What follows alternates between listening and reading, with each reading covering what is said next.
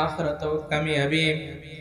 এই সন্তানটা যখন আস্তে আস্তে যখন বড় হয়ে যাবে, বাবা মার কি হক সে পুঙ্খানুপুঙ্খানুভাবে সে বুঝবে। কথা বলেন ঠিক কি ঠিক না? আজকের সমাজগুলো দেখা যায় যখন সন্তান বড় হয়ে যায় আর বাবা মা যখন বার্ধক্যে যখন পৌঁছে যখন যায়, মৃত্যু শয্যায় সজ্জিত যখন হয়ে যায়, এই সন্তান তার পিতা মাতাকে আলাদা করে দেয়। কথা বলেন ঠিক কি ঠিক না? আলাদা করে দেয় না? আছে কিন্তু আলাদা করে দেয়। আরে ভাই লেখে রাখেন, ও যুবক ভাইরা লেখে রাখেন, তুমি যদি তোমার পিতা মাতার খেদমত যদি করো, তুমি যদি সম্মান যদি দুনিয়ার জমিনে যদি পাইতে চাও, তাহলে তুমি পিতা মাতার খেদমত করো। তুমি যদি পিতা মাতার খেদমত যদি করো, আল্লাহ সুবহানাহু ওয়া তাআলা তোমাকে দুনিয়ায় তোমাকে সম্মান দান করবে। সুবহানাল্লাহ। একজন কাবাগরের ইমাম আল্লাহ রাসূল হাদিসে পাকের মধ্যে বলেন, তিনটা দোয়া আল্লাহর দরবারে যে কোনো অবস্থায় পৌঁছে যায়, মাঝখানে কোনো পার্টিশন কোনো পর্দা থাকে না, কোনো পার্টিশন থাকে না। এক নাম্বার হচ্ছে পিতা মাতা, যে কোনো অবস্থায় যে কোনো হালত হোক না কেন পিতা মাতা শব্দ যদি বলে আল্লাহর দরবারে সাথে সাথে কবুল হয়ে যায়, সাথে সাথে হয়ে যায়। কাবাগরের একজন ইমাম দেখতে ভালো না। আজকে যদি আমরা ইমাম নেই, আমরা দেখি চেহারা সুন্দর কেমন, কালো না ছোট, কালো না খাটা, কালো না ফর্সা, লম্বা না খাটো বেটে, এরকম দেখি না? একজন কাবাগরের ইমাম কালো খাটো বেটে দেখতে ভালো নয়। তাকে জিজ্ঞাসা করা হলো যে তুমি কাবাগরের ইমাম কিভাবে হলাম? সে ডাক দিয়ে বলতেছেন, আমি আমার মার বদদুয়ার কারণে হয়েছি। লোকটা আশ্চর্য হয়ে বলল যে দোয়ার কারণে নলাম কাবাগরের ইমাম হতে পারো? মার বদদুয়ার কারণে কিভাবে কাবাগরের ইমাম হলাম? সে ডাক দিয়ে বলতেছেন, আমি যখন ছোট ছিলাম তখন আমি যখন দুষ্টামি করেছি, আমার মা রাগান্বিত হয়ে বলছে, আল্লাহ আমার এই সন্তানকে আল্লাহ আপনি কাবাগরের ইমাম বানাই দেন। আল্লাহ মঞ্জুর করে নিয়েছেন। সুবহানাল্লাহ। আল্লাহ মঞ্জুর করে নিয়েছেন।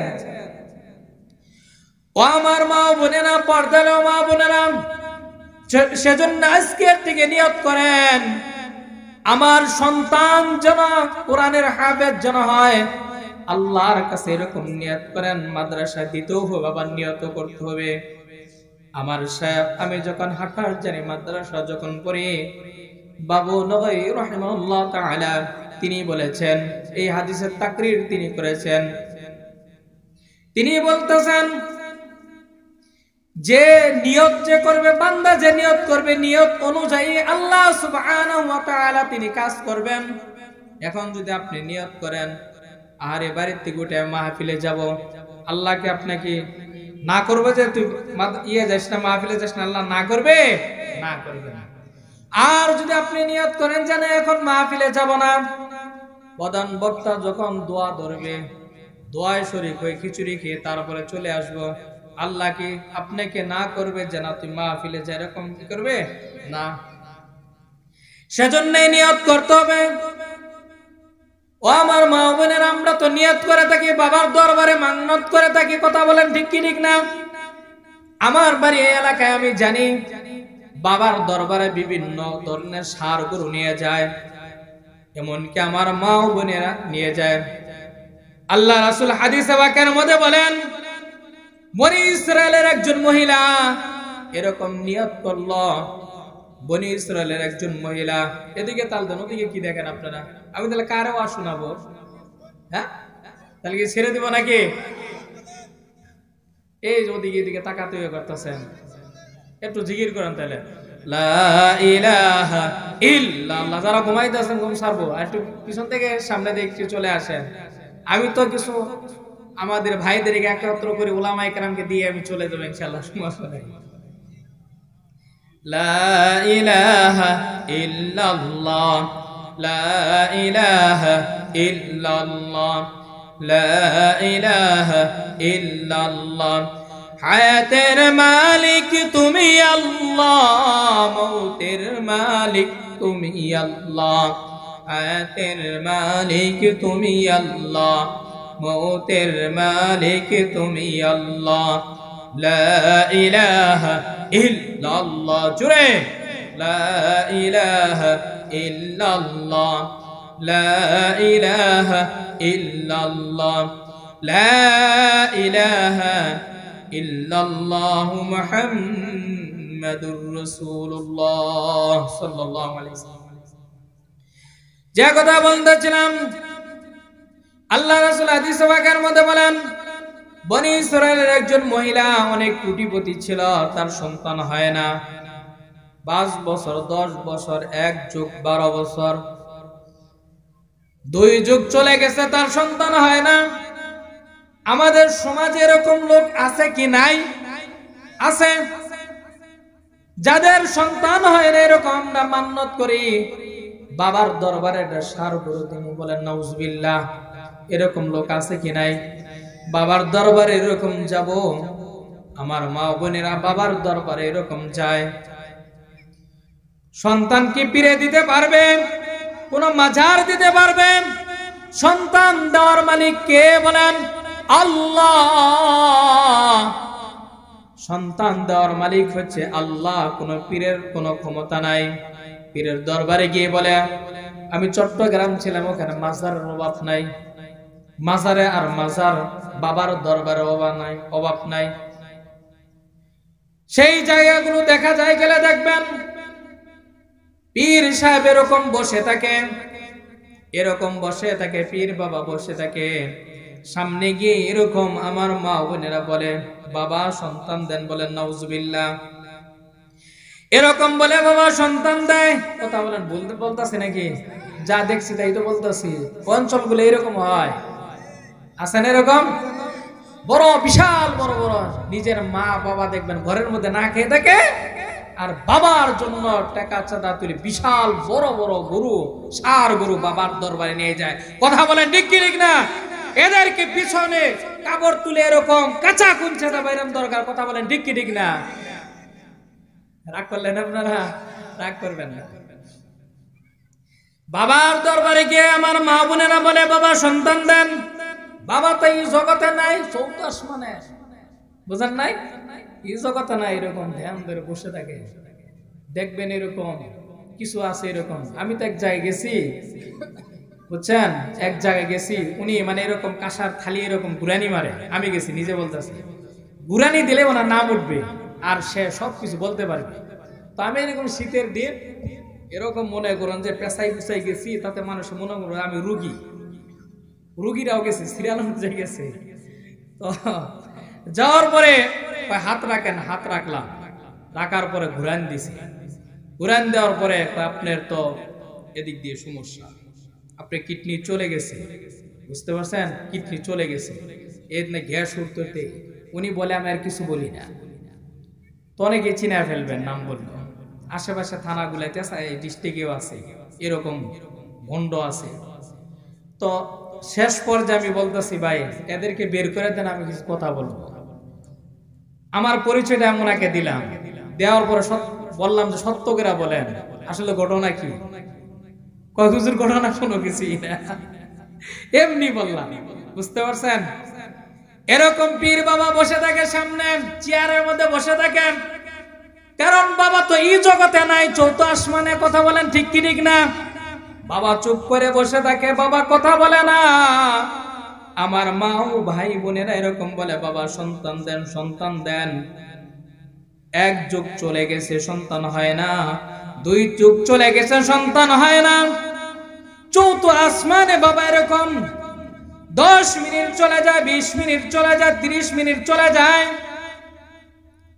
বাবা চোখ খুলে না, কথা বলে না। 30 মিনিট পরে বাবা 4 আসমান থেকে চেয়ারের মধ্যে বসে বলে, যা তোর ছেলে সন্তান হবে। চিৎকার করে বলে নাউজুবিল্লাহ। বলে যা তোর সন্তান হবে, দ্বিতীয়বার বলে যা তোর ছেলে সন্তান হবে। নাউজুবিল্লাহ বলবেন না, চিৎকার করে বলে নাউজুবিল্লাহ। ও আমার পর্দালা মা বোনের, এরকম নিয়ত করা যাবে না। এই নিয়ত করেন এখানে আমার সন্তানরা মাদ্রাসায় দিব, এই নিয়ত করেন। সন্তান দেওয়ার মালিক আল্লাহ। বনি ইসরাইল, আল্লাহ রাসূল হাদিসে ওয়াকার মধ্যে বলেন, বনি ইসরাইলের সেই মহিলা দীর্ঘদিন পরে, কয়েক যুগ পরে তার সন্তান হলো ছেলে সন্তান, কোটিপতি। এই সন্তানটা আদরের, নিশ্চয় কথা বলেন ঠিক কি ঠিক না? এই সন্তানের অসুস্থ, সবসময় অসুস্থ থাকে, সুস্থ হয় না, সব সময় অসুস্থ থাকে। আমাদের সন্তান কিন্তু অনেক আজে বাজে নাম রাখে, নামের বদলতেও কিন্তু আল্লাহ রাব্বুল আলামিন কিয়ামতের ময়দানে পিতা মাতাকে জান্নাত দিবে, বলেন সুবহানাল্লাহ। আর নামের বদলতে কিয়ামতের দিন পিতা মাতাকে জাহান্নামে দিবে, বলেন নাউজুবিল্লাহ। কথায় কথায় এসে যায়। থানবী রাহমাতুল্লাহ আলাইহির কাছে এক ব্যক্তি একটা সন্তান নিয়ে আসছে, কয় হুজুর একটু দোয়া করে দেন, এই সন্তান তো সব সময় অসুস্থ থাকে। সন্তানের নাম কি তোমার? বলতেছে কালিমুল্লাহ। কালিমুল্লাহ শব্দের অর্থ হচ্ছে কিল মারা, ঘুষি মারা। কয় আজকে থেকে নাম পরিবর্তন করে দিলাম সালিমুল্লাহ। সালিমুল্লাহ নামের অর্থ হচ্ছে শান্তি। এই নামের উসিলা আল্লাহ সুবহানাহু ওয়া তাআলা ওই সন্তানকে ভালো করে দিয়েছে, বলেন সুবহানাল্লাহ। সেই মহিলা এরকম অনেক ডাক্তার কবিরাজ দেখাইছে, তার সন্তান ভালো হয় না। নিজের অজান্তেই অনেক সময় কিন্তু মা বলে ফেলে, তুই আমাকে কষ্ট দিলি, যা ঢাকা যাইতে পারবি, মারা যাবি, এরকম বলে না? তুই আমাকে এত কষ্ট দেস। মা কিন্তু অসহ্য হয়ে, বাবা অসহ্য হয়ে অনেক অজান্তেই সন্তানকে অভিশাপ দিয়ে দেয়। এরকম আছে কি নাই? ভাই দিবেন না, এটা দিবেন না, মোটেও দিবেন না। ও যুবক ভাইয়েরা, ইসলামী ফুতুবাতের মধ্যে লেখেন, কিতাবের মধ্যে লেখেন যে পিতা মাতা যে কোনো অবস্থায় যদি সাথে সাথে যদি শব্দ বলে অন্তর মধ্যে আছে, প্রকাশ করে না, সাথে সাথে আল্লাহর দরবারে এটা মঞ্জুর হয়ে যায়। মহিলা তারও জানতে বলে ফেলে, আল্লাহ যুগের পর যুগ গেল, আল্লাহ আমার সন্তান দিলে না, একটা ছেলে সন্তান দিলে আল্লাহ মৃত্যুর শয্যায় সজ্জিত, সন্তানটা অসুস্থ থাকে, আল্লাহ অনেক কবিরাজ ডাক্তার দেখাইলাম, আল্লাহ। মা তার অজান্তে বলে ফেলে, আল্লাহ আমার এই সন্তান যদি আল্লাহ ভালো হয়ে যায়, আমি এই দুনিয়া ছেড়ে অন্য দুনিয়া আমি 7 দিন থাকবো। এই দুনিয়া ছেড়ে অন্য দুনিয়ায় কয়দিন থাকবো? 7 দিন থাকবো।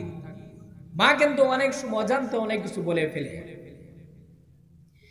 এই যে মান্নত করা, মান্নত করে থাকি আমরা, আস্তে আস্তে মান্নত করার পরে মা যখন এই কথা বলল, আস্তে আস্তে সন্তানটা বড় হয়ে গেল, ভালো হয়ে গেল, সুস্থ হয়ে গেল, কিন্তু মা তার মান্নত পুরা করে না। আরে পীরের দরবারে মান্নত করা যাবে না, এই মাহফিলে মান্নত করেন, কবরস্থানের জন্য মান্নত করেন, মাদ্রাসার জন্য মান্নত করেন।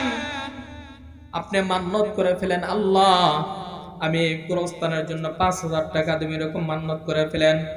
তালেবে ইলম পড়তেছে এই মাদ্রাসায়, তাদের জন্য মান্নত করেন, আল্লাহ আমি এখানে 10,000 টাকা দেব, 1 শতাংশ জমিনের দাম দিয়ে দেব, এরকম মান্নত করেন। সেই মহিলা মান্নত করে ফেলল, সন্তান ভালো হয়ে গেল, তার মান্নত পুরা করে না। আল্লাহ সুবহানাহু ওয়া তাআলা তাকে স্বপ্নের যুগে দেখাইলেন, ও মহিলা তুমি যদি তোমার সন্তানের মান্নত যদি পুরা যদি না করো, তাহলে তোমার সন্তান আবার অসুস্থ হয়ে মারা যাবে। ঘুম থেকে উঠে সেই মহিলা, আল্লাহ রাসূল বলেন, তার আত্মীয় স্বজনকে ডাকলো, ডেকে বলতেছে, এই দুনিয়া আমি যে জায়গায় থাকি না কেন, এটা হচ্ছে দুনিয়া, এই দুনিয়া ছেড়ে অন্য দুনিয়া হচ্ছে আখিরাত, কবর। কথা বলেন ঠিক কি ঠিক না? আমার জন্য কবর খনন করো। সেই মহিলার ওসিয়ত অনুযায়ী কবর খনন করা হলো। মহিলা বলল যে আমাকে কবরস্থ করার পরে 7 দিন আমি যত মান্নত করেছি, 7 দিন পরে আমাকে উঠাবা। হয়তো আমি দুনিয়ায় তো বেঁচে থাকবে না, আমাকে কবরস্থ করে আবার রাখবা। আর আল্লাহ যদি আমাকে তার মুজিজার মাধ্যমে, আল্লাহ পাকের রহমতের দ্বারা আমাকে যদি আল্লাহ জীবিত করে, তাহলে আমাকে কবরস্থ থেকে তুলে নিয়ে যাইবা। আল্লাহ রাসূল হাদিস পাকের মধ্যে বলেন, ওই মহিলাকে কবরস্থ করার পরে লোক সকল যখন চলে গেল, যাওয়ার পরে ওই মহিলার কবরের পাশ দিয়ে জান্নাতের দিকে প্রশস্ত রাস্তা খুলে গেল। বলেন সুবহানাল্লাহ। ও আমার মা বোনেরা, কথাগুলো দিলের কান দিয়ে শুনি। কবরস্থ মহিলা কবর থেকে উঠল, উঠে হাঁটি হাঁটি পা পা করে যখন জান্নাতের দিকে যাওয়া শুরু করলো, যাইতে যাইতে যাইতে যাইতে জান্নাতের বাগানের মধ্যে চলে গেল।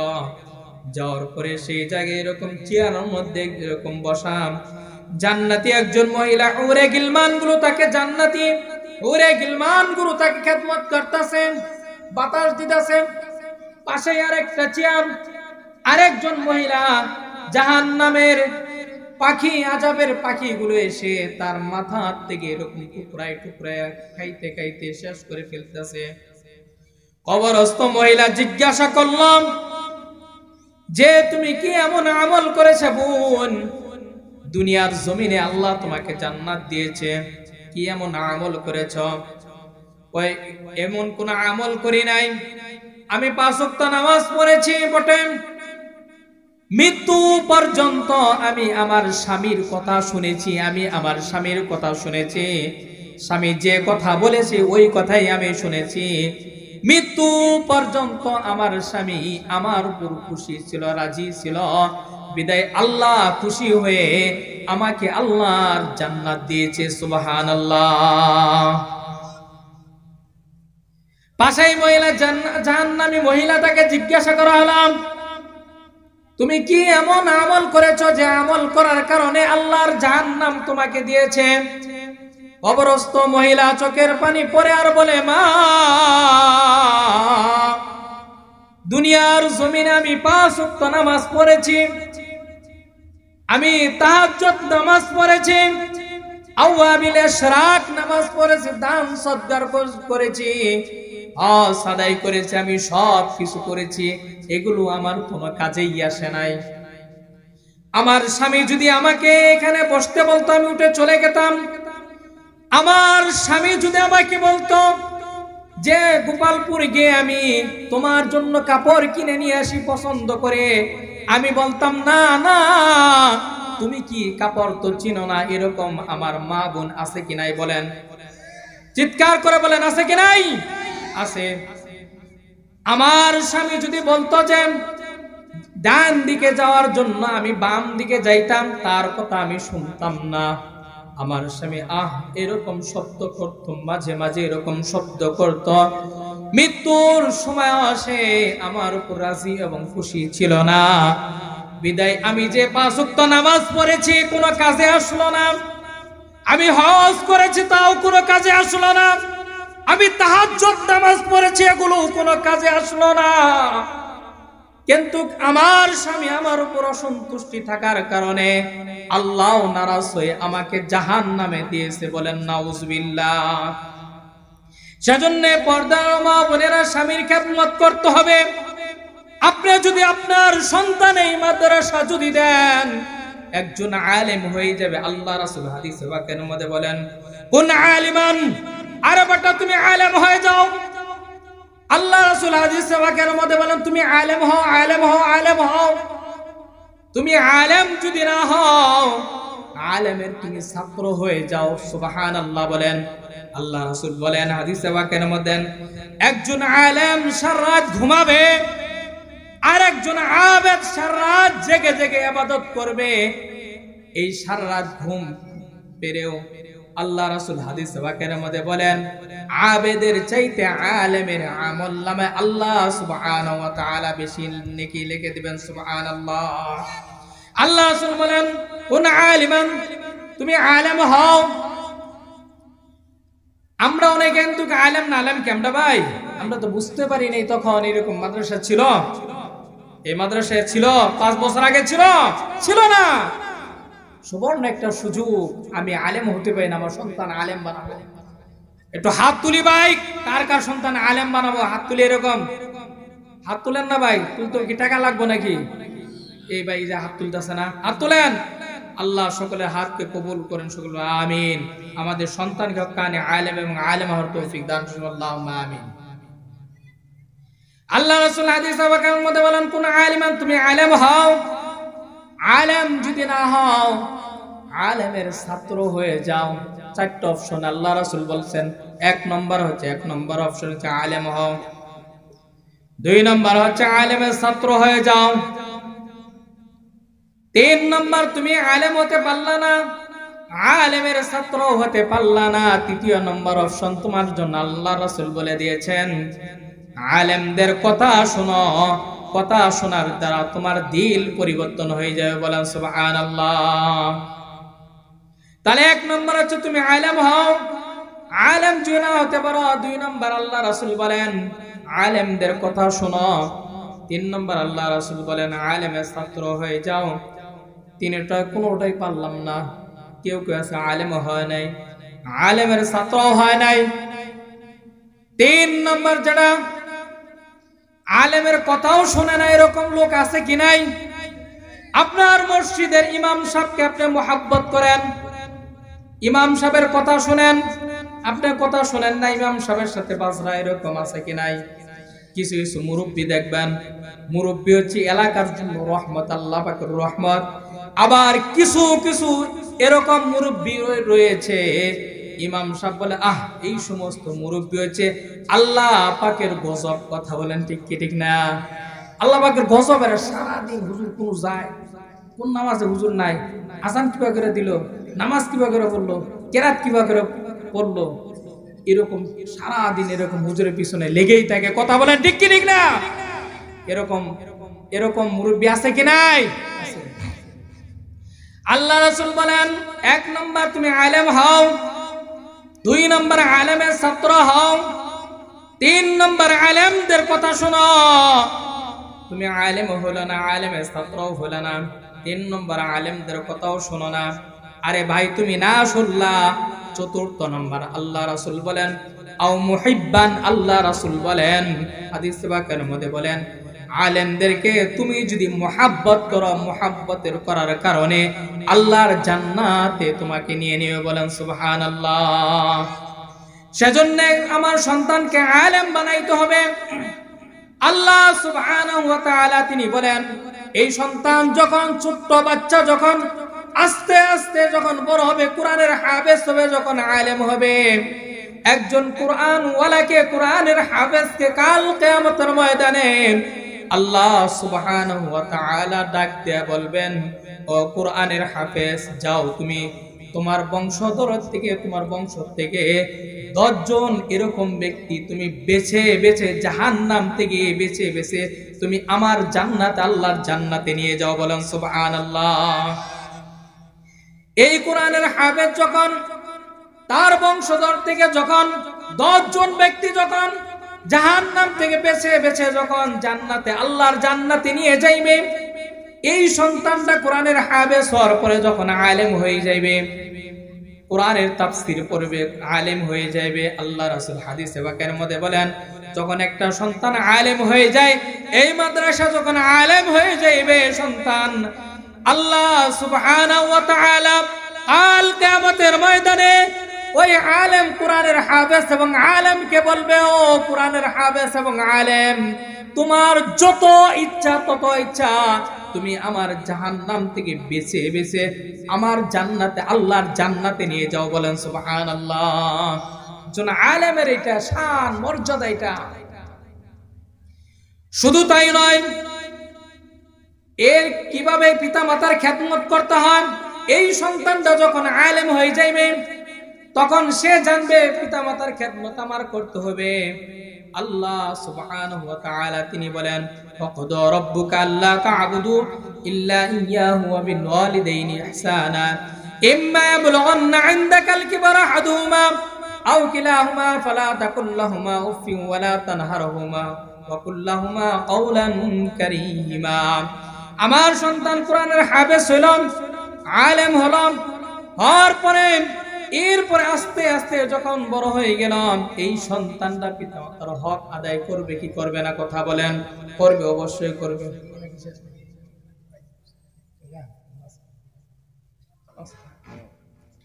এই সন্তান বড় হওয়ার পরে আল্লাহ সুবহানাহু ওয়া তাআলা এই সন্তানের ব্যাপারে তিনি বলেন,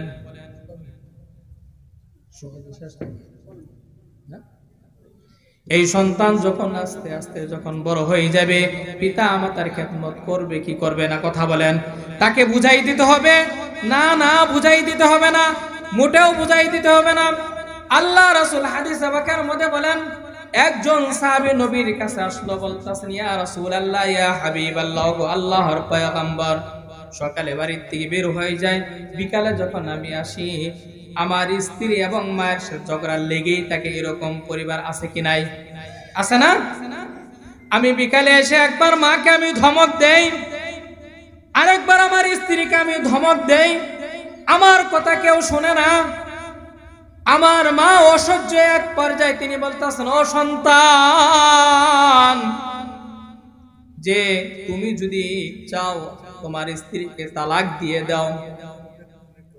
আল্লাহ রাসূল বলতেছেন, এই কথা বলার পরে সেই সাহাবী বলতেছে, ইয়া রাসূলুল্লাহ, ইয়া হাবিবাল্লাহ, ও গো আল্লাহর পয়গম্বর, আমার ছোট্ট ছোট্ট বাচ্চা রয়েছে, আমি কিভাবে আমার স্ত্রীকে আমি তালাক দেব? ইয়া রাসূলুল্লাহ, ইয়া হাবিবাল্লাহ, ও গো আল্লাহর পয়গম্বর, আপনি ফয়সালা দেন।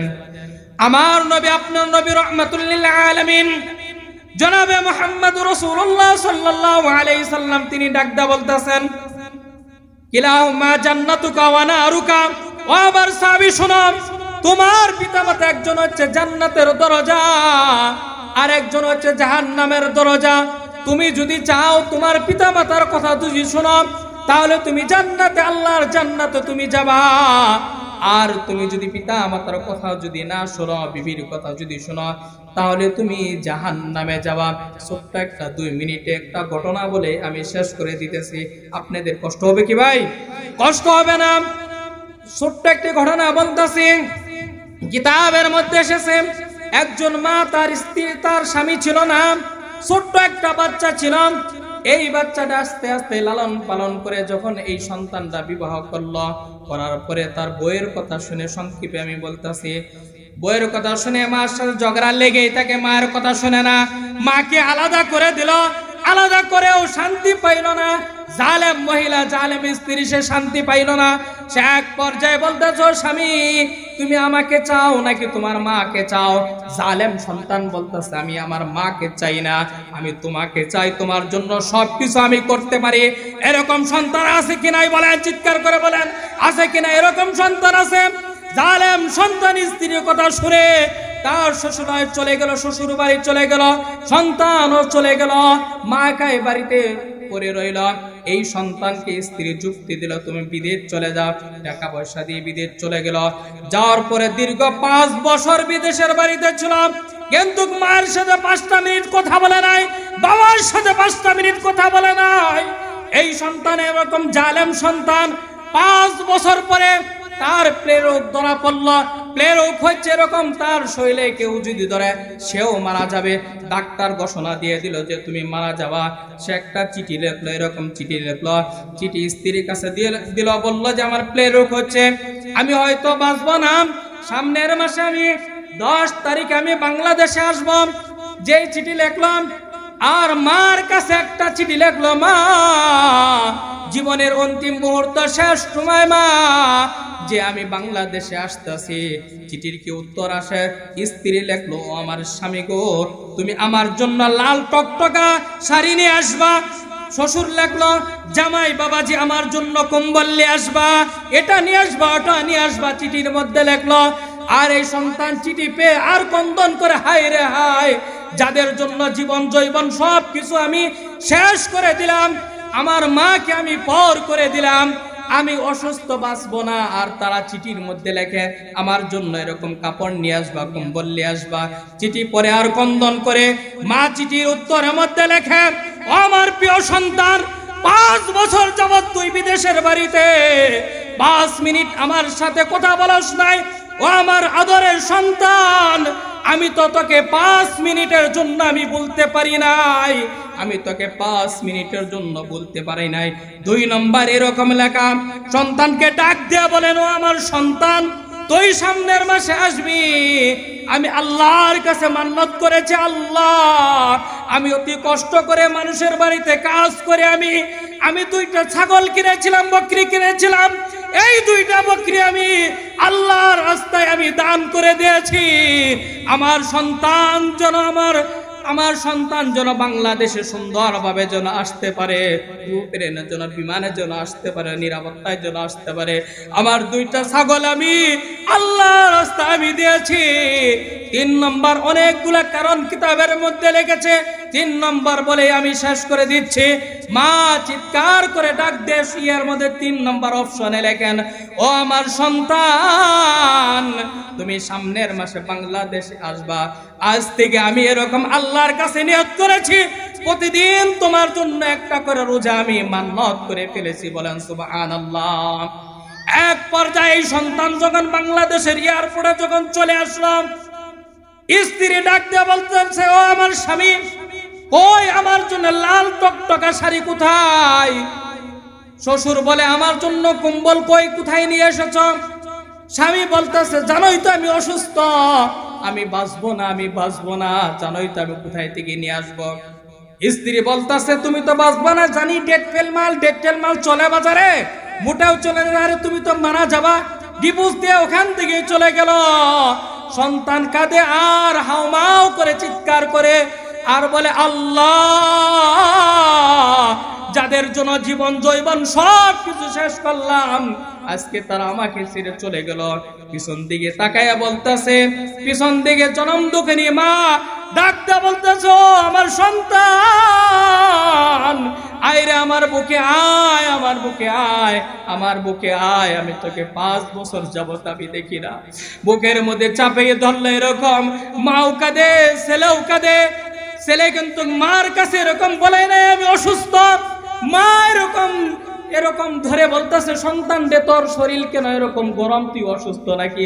সন্তান বলেন এক পর্যায়ে বলে, ও মা আমি বাঁচবো না, ডাক্তার বলেছে আমার প্লে রোগ হয়েছে, আমি বাঁচবো না। এই কথা বলার সাথে সাথেই মা দেখে নিঃস্বার্থ ভালোবাসে, কোনো স্বার্থ লাগে না। পিতা মাতা নিঃস্বার্থ ভালোবাসে। মা আল্লাহর জমিনে এয়ারপোর্টে পড়ে ডাক দেয়া বলতেছেন, আল্লাহ, ডাক দেয়া বলতেছেন, আল্লাহ, ও গো মালিক, আমি আমার আসল আল্লাহ ধরে এরকম বলতেছে, আল্লাহ আমার জান আল্লাহ আপনি নিয়ে নেন, আমার সন্তানকে আমার জানের বিনিময়ে আল্লাহ আপনি দান করেন। আল্লাহ দোয়া মঞ্জুর করে সন্তানকে ভালো করে দিল। বলেন সুবহানাল্লাহ। সেজন্য যুবক ভাইয়ের আমার লম্বা চূড়া কথা ছিল যে কাকাকে এখানে বসাইয়া আমি কথা বললাম, বেয়াদবি হয়ে গেল। উলামায়ে কেরাম আছে, আল্লাহ সুবহানাহু ওয়া তাআলা আমাদের সবাইকে এই কথাগুলোর উপর আমল করার জন্য তৌফিক দান করেন। সকলে আল্লাহুম্মা আমিন।